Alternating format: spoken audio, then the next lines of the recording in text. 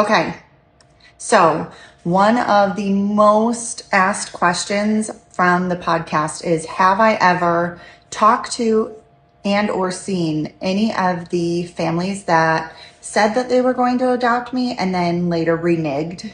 And the answer is yes, I have.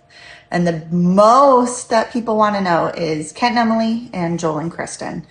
So while I've actually met almost all of them or seen them after like the non-adoption, Kent and Emily, yeah, were obviously the ones that stood out the most. And I think for a lot of you that heard my story are really curious about that one because I was 11 at the time and, they had promised me the world and I had known them for so long. And even now, like thinking about them, like how much I loved them and how much like I just attached them is still really difficult to think about. I think mainly because my son right now is 11 years old. So he is the same exact age that I was when they rejected me, which is just, it's wild to me because I cannot even imagine the pain and suffering that he would go through at that age trying to understand things. And that's why I said in my podcast too, I really associate that version of myself as somebody totally different because I don't live with that pain. I don't dwell in it.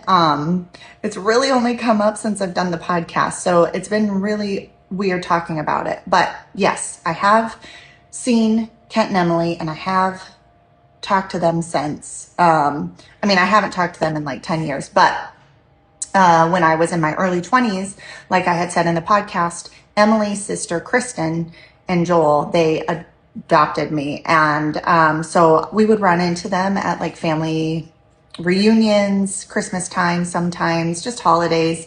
But to be honest, they dropped me off at the children's home saying, yeah, we're going to call you. We're going to write you. We'll visit you.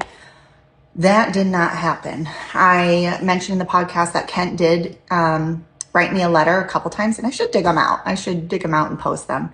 But never got answers from them, just a really hard situation, and it was really awkward seeing them. I just remember like standing in a corner and be like, and like just pretending like everything was okay and like, oh, hi, it's so good to see you. But like, screw you. Like, no, it's not. I don't want to talk to you.